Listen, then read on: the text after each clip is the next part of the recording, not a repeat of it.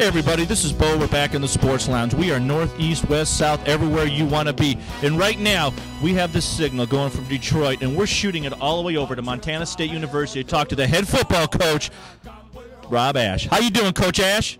Just great. Thanks for having me on the program. Well, Coach, we want to say thanks for being on. Coach, first we want to mention to a lot of folks who may not know you that well in the Midwest, even though they should, with stints in Juanita and Drake University, the high academic standards you have, and also the conference champions with chips with those programs, as well as the program you're involved in now.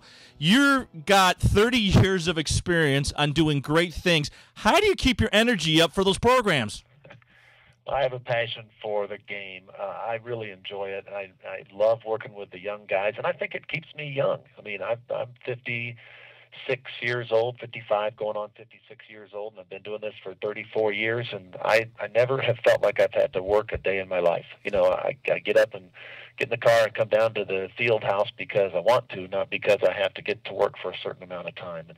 And it's just been a great profession, and energy has never been an issue. You know what's amazing, too, is that if football is so much more than what people who look into it, there's so much you put into these programs.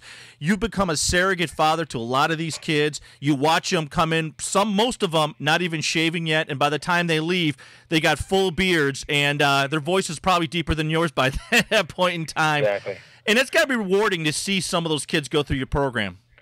It really is. You know, as coaches, we get a relationship established with these college student athletes that's different than any other relationship in higher education. You know, I've always talked about how the admissions office recruits students to a college, but once they get them recruited, they just drop them off at the doorstep. You know, and then the faculty takes over and the administration, and they work with those guys and teach them, guys and girls, you know, for their 4 years, and then they turn them over to the alumni office, and the alumni office tracks them after that, and the development office, and so forth. See, as coaches, we do all three of those.